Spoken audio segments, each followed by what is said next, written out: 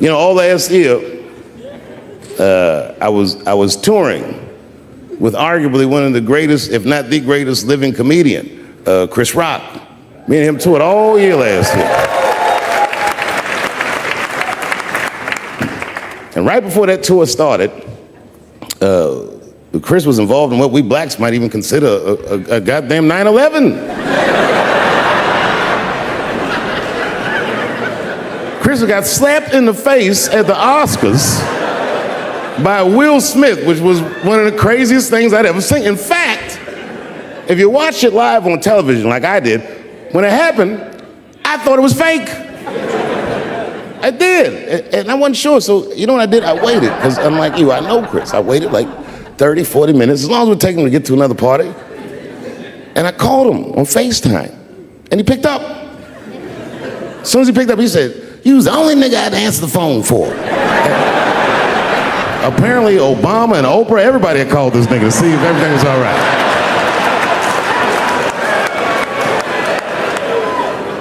And I thought it was fake. I didn't know. So I asked him, I go, well, you know. He said, "What?"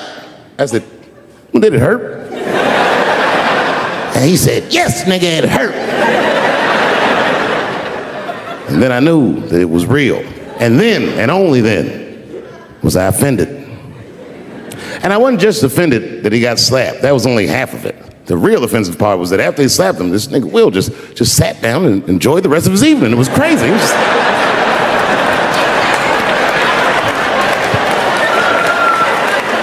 The fuck is this? And then all year, we was touring, and I couldn't wait to see what he was gonna say in his special about this slap. And I toured him all year, but the night he taped his special, Chris was one of these guys that's crafty. You never know what he's gonna say until he really says it. So I went to see him tape his special. He taped it right up the street in Baltimore. Now, you guys are from DC, so you know about Baltimore. We all know that through the years, DC has been through some very, very tough times. Sadly, Baltimore is still in a very tough time. Not everybody in the world really can understand the depth of Baltimore. Baltimore is so desperate that Tupac and his mother moved from Baltimore to Oakland for a better life.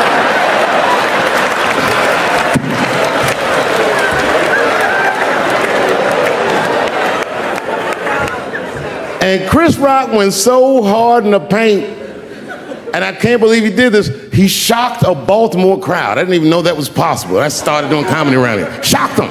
And you know what he said that got him? He looked at the crowd, he walked out. I didn't expect him to say this. He looked at the crowd, it was all black, Baltimore black.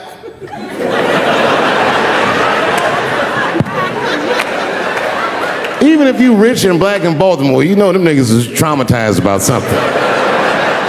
And Chris shocked him, and this is what he said. He went to that crowd. He said, "I refuse to be a victim." And the crowd said, "Oh." And I was backstage looking like, nigga, watch the tape.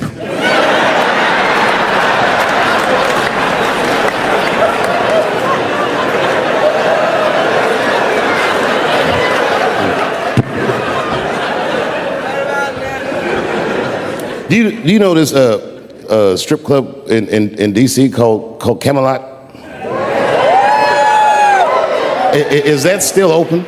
Yeah. Well, I know what I'm doing after the show. I gotta tell you, the other day my wife called me creepy. You know, I frequent strip clubs. I don't want, it's something I like to do. And my wife said I was creepy because I go to strip clubs by myself. Is that creepy? I think that's better than going with the fellas. That's creepy to me. Hey, y'all, let's all go to the strip club and get our dicks hard together as a group of friends. Drive home in a quiet car and not talk about any of the things we've seen or done. No, nigga, I go by myself. But my wife doesn't understand why I go to the strip club. It has nothing to do with sex, you understand? I need a pinch of sexual energy in a room to relax, but it's more about being out. I like the music. A few naked chicks in there, it just makes me feel good. But I'm not trying to like socialize or meet anybody. You know, sometimes I go to the strip club and I bring a book. I do, and I sit right by the stage because the reading light is better.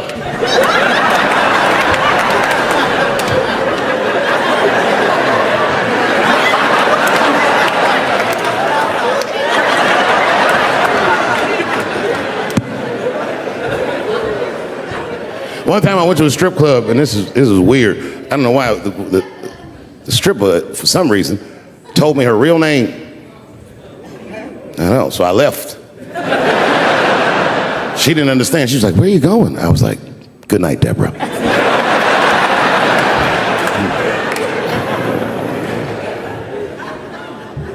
God bless her, but my wife is mistaken about my life. She told me once she thinks my job is fun. My job is a job. I'm fun. It's too dangerous, man. I've been married a long time. I have, man. You know, I talk a lot of shit about my wife, but I love her very much. In fact, you know, you guys wouldn't believe this about me. I'm a jealous husband. It's true. Yeah, let me tell you something. One time I thought my wife was cheating on me. Yes, nigga, yes. That was one of the worst days of my fucking life. I couldn't take it. And I'm embarrassed about it now, but I can talk about it. You know what I did? It's fucked up, but I did do this. I waited. I waited for her to fall asleep. And when I waited a long time, she's Asian. I couldn't tell if she was asleep or not. I was looking at her.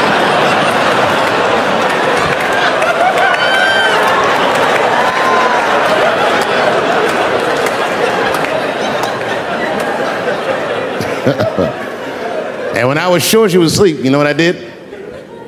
I stole the iPhone, took it downstairs and started trying out passwords to see if I could open it. I couldn't figure out the password. Then I remembered it's iPhone. This shit has facial recognition. I was just like, oh. And that shit opened right up.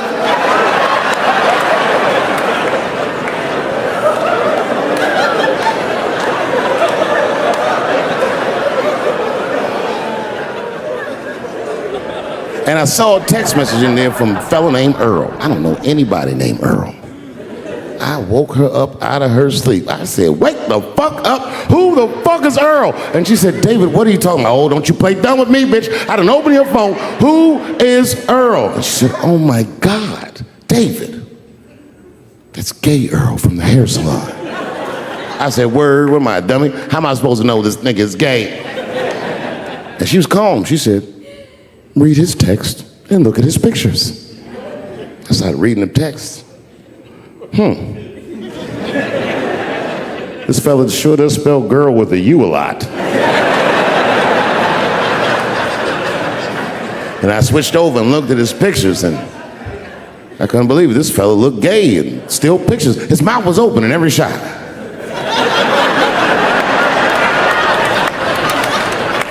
And then I knew she was telling the truth. And then I felt like dumb. I said, I'm sorry. I'm sorry. Okay, I'm sorry. Here, take your phone. I'm sorry, just go back to sleep. I'm sorry, I guess I just been insecure because all this cheating I've been doing. Good night.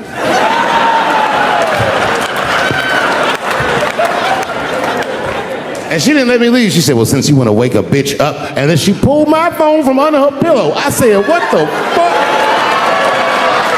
She said, "Who is this bitch in this picture?" I said, "How'd you open that phone?" She said, "It was easy, nigga. All I had to do was mash my nose and go like this, and it opened right up." I said, "What the fuck?" She said, "Who is this bitch?" I said, "Give me that." "Oh, girl, relax. That ain't no bitch. This is my friend, Deborah."